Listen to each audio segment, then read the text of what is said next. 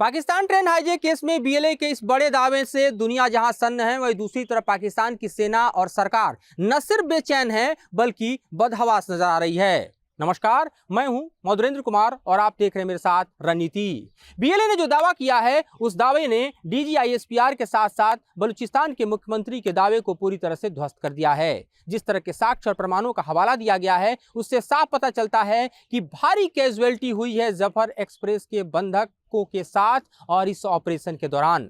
इन तमाम साक्ष्यों सबूतों पर हम बातचीत करें उससे पहले आपको ये बताना जरूरी है कि 11 मार्च को जब जफर एक्सप्रेस को बोलान के एरिया में बीएलए ने हाईजैक किया था और उसके बाद टनल 8 के भीतर उसे प्लेस किया गया था, उसके बाद उसने पाकिस्तान की सरकार के सामने 48 घंटे के अल्टीमेटम के साथ पुरजोर तरीके से शर्तें रखी थी और उन शर्तों में यह था कि बलूचिस्तान लिबरेशन आर्मी के जो फ्रीडम फाइटर्स पाकिस्तान के सलाखों के पीछे हैं उनको छोड़ दिया जाए, तभी बंधकों को छोड़ा जाएगा, अन्यथा उन्हें मार गिराया जाएगा।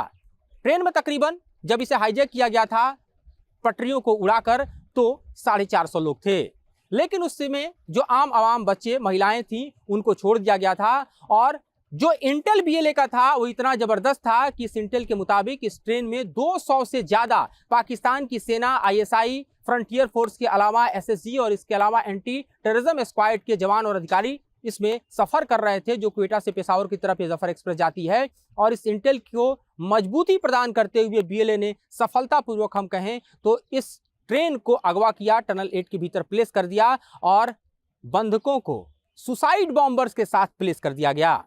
पाकिस्तान की सेना के दरअसल होश पाख्ता तब हो गए जब इनिशियल स्टेज में एयरफोर्स के ऑपरेशन के जरिए बंधकों को छुड़ाने और बीएलए से टकराने की कोशिश की गई, जो नाकाम साबित हुई।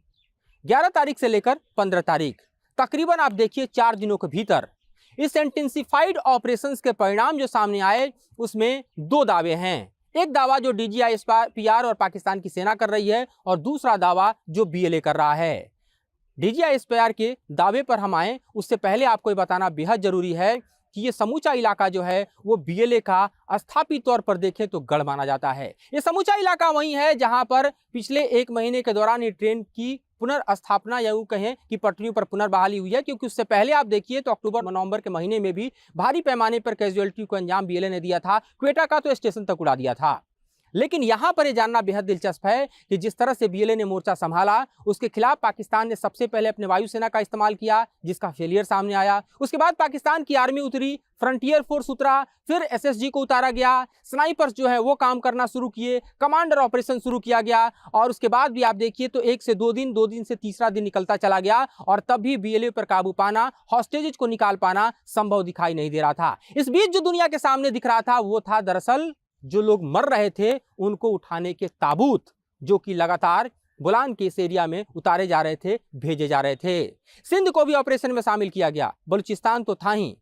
हालात ये थे कि इस्लामाबाद से लेकर बीजिंग तक के होश उड़े थे, क्योंकि आप जानते हैं कि दरअसल बलूचिस्तान के इस इलाके में किस तरह से पाकिस्तान ने जो समूचा एक तरह से खनिज लवण है या फिर ग्वादर जैसा पोर्ट है उसे चीन के हाथों में गिरवी रखा हुआ है। अब जरा आइए आप डीजीआईएसपीआर के बयान पर।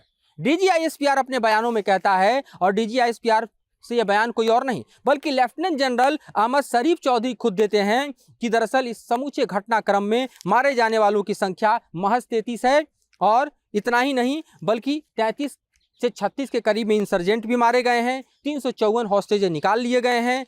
इसमें हलाक हुए हैं 23 सोल्जर्स, तकरीबन 3 रेलकर्मी मारे गए हैं, 5 पैसेंजर और अन्य की मौत हुई है। यह आंकड़ा देते हुए डीजीआईएसपीआर ने भारत पर भी सवाल खड़े किए कि भारत ने दरअसल तालिबान के हाथों बीएलए को फंडिंग की है, जिसके कारण बीएलए इस तरह की घटना को अंजाम दे रहा है। यानी अपना घर संभलता नहीं, भारत के ऊपर ठीकरा फोड़ो, अपने घर में आतंकवाद पैदा करो, भारत पर सवाल खड़े करो, और जब अपना घर न संभले तो दरअसल कोई उपाय नहीं तो अपने जनमानस को बरगलाने का काम करो। यही काम डीजीआईएसपीआर ने एक बार फिर करने की कोशिश की और यह संतावना देने की कोशिश की कि अब ऑपरेशन खत्म हो चुका है।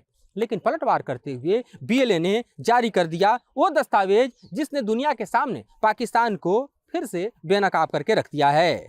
जय हिंद बलूच ने अपने स्टेटमेंट में साफ तौर पे कहा कि 214 मिलिट्री पर्सनल्स जिनको बंधक बनाया गया था उनका कत्लेआम कर दिया गया है, उनको अंतर्राष्ट्रीय कानूनों के तहत दरअसल मारा गया है। और इसके पीछे ये दरअसल दलील बीएलए की तरफ से भी दी गई कि बंधक हमने बनाए, आम लोगों को नहीं, बल्कि पाकिस्तान की आर्मी और पाकिस्तान के दरअसल उन ऑपरेटिव्स को जो दरअसल हमारे दुश्मन हैं। और हमने पाकिस्तान की सरकार के सामने शर्तें रखी कि जो बलूच विद्रोही, जो बलूच स्वतंत्रता सेनानी पाकिस्तान में सलाखों के पीछे हैं, उनको छोड़ा जाए, वरना इन्हें मार गिराया जाएगा। लेकिन पाकिस्तान की सरकार और सेना की हठधर्मिता के कारण, उनके मिसकैलकुलेशन के कारण, हमें हल्का लेने के कारण ये दरअसल हुआ कि पाकिस्तान ने हमारे खिलाफ ऑपरेशन लॉन्च कर दिया। और इस ऑपरेशन में भी पाकिस्तान की सेना के जवान मारे गए हैं।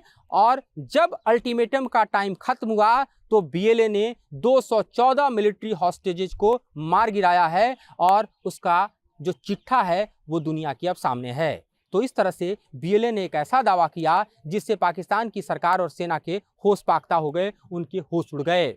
इसके अलावा सूची ऐसी भी जारी की गई है जिसमें तमाम ऐसे नाम दिखाई दे रहे हैं जिनके जिंदा होने का कोई सबूत अभी तक पाकिस्तान की सरकार और पाकिस्तान की आर्मी पेश नहीं कर पाई है। जिस सूची का हवाला बीएलए ने दिया है कि ये मिलिट्री पर्सनल इसमें सवार थे और इनको मार गिराया गया। आप जानते हैं जब क्वेटा से पेशावर की तरफ ये ट्रेन चली थी, उस ट्रेन में सवार तकरीबन 200 से ज़्यादा जो है मिलिट्री पर्सनल थे, जो एसएससी से बिलोंग करते थे, जो पाकिस्तान आर्मी आईएसआई से बिलोंग करते थे। और पाकिस्तान ने इतने भारी पैमाने पर इस जफर एक्सप्रेस में अपने मिलिट्री पर्सनल्स को सवार कर रखा था, लेकिन उसे भनक तक नहीं लगी कि बीएलए ने कुछ इस तरह से बोलान में तार बिछा रखे हैं कि ट्रेन की पटरियां उड़ाकर इसको हाईजैक कर लिया जाएगा और उसके बाद पाकिस्तान की सरकार को घुटने पर ला दिया जाएगा। आपको मालूम है कि एक तरफ खैबर पख्तूनिया में टीटीपी की एक्टिविटी ने पाकिस्तान की नींद उड़ा रखी है। और जिस तरह से बीएलए ने अपने संगठनात्मक ढांचे को मजबूत करते हुए बलूचिस्तान लिबरेशन आर्मी के तहत अन्य तमाम संगठनों को एकजुट करते हुए पहली घटना को इस तरह से अंजाम दिया है, और उसके बाद न सिर्फ पाकिस्तान के खिलाफ उसने जंग छेड़ दी है, बल्कि बलूचिस्तान की आज़ादी को हासिल करने के लिए आने वाले दिनों में आप देखेंगे कि दुनिया के अलग अलग देशों में भी दरअसल बलूच अपने पैगाम को लेकर, अपने झंडे को लेकर, अपनी आवाज़ को लेकर बुलंद करने वाले हैं। तो न सिर्फ ये समूचा घटनाक्रम आपको बलूचिस्तान में केंद्रित दिखाई दे रहा है, बल्कि दुनिया भर में दिखाई दे रहा है। इस घटना से आप यूं समझिए कि इस्लामाबाद से लेके बीजिंग की नींद इसलिए उड़ी हुई है क्योंकि आप जानते हैं कि शी जिनपिंग का जो सबसे अति महत्वाकांक्षी प्रोजेक्ट है सीपेक, उसकी जो सबसे मजबूत कड़ी है वो दरअसल बलूचिस्तान में ही स्थित है। जी हाँ, ग्वादर पोर्ट का नाम तो आपने सुना ही होगा। वो ग्वादर पोर्ट जहां से मिडिल ईस्ट को दरअसल ट्रेड रूट कनेक्ट करने के लिए लालायित है चीन। वो ग्वादर रूट जहां पर नेवल बेस भी बना रहा है चीन। और आप यूं समझिए कि अभी के वर्तमान हालात में ये साफ दिखाई दे रहा है कि चीन का समूचा निवेश जो है वो डिरेल होता हुआ दिखाई दे रहा है। जिस तरह से बीएलए ने अपना सर उठाया है, जिस तरह से बीएलए इस तरह की घटना को अंजाम दे रहा है। आप जानते हैं कि अगर पाकिस्तान के 4 महत्वपूर्ण राज्यों की हम बात करते हैं तो बलूचिस्तान का हिस्सा लगभग 40% है। लेकिन ये वो इलाका है जो सबसे ज़्यादा डिप्राइव्ड है, ये वो इलाका है जो सबसे ज़्यादा खनिज लवण से भरा हुआ है। लेकिन ये वो इलाका है जहाँ के लोगों को दरअसल पाकिस्तान ने सिर्फ शोषित किया है, पाकिस्तान ने सिर्फ इन्हें पीड़ित किया है ताकि ये अपना सर न उठा पाएँ, ताकि बलूचिस्तान पर उनका राज कायम रहे। लेकिन जिस तरह से बीएलए ने अपनी ताकत का प्रदर्शन किया है और जिस तरह से बीएलए दरअसल न सिर्फ पाकिस्तान बल्कि चीन की नींद उड़ा चुका है, उससे आप समझ सकते हैं कि आने वाले दिनों में पाकिस्तान के लिए और कितना संकट गहराने वाला है। एक तरफ खैबर पख्तूनख्वा हाथ से जा रहा है, दूसरी तरफ बलूचिस्तान, तीसरी तरफ पीओके और चौथी तरफ सिंध भी अपनी आज़ादी के लिए बेचैन नजर आ रहा है। तो ये इस वक्त के हालात हैं जो साफ हमें दिखाई दे रहे हैं, जिससे हम आपको लगातार रूबरू करा रहे हैं। इस पर हमारी नज़र लगातार बनी रहेगी और आगे भी आपको अपडेट देते रहेंगे। फिलहाल मुझे और मेरे सहयोगी जयराम को दीजिए इजाज़त।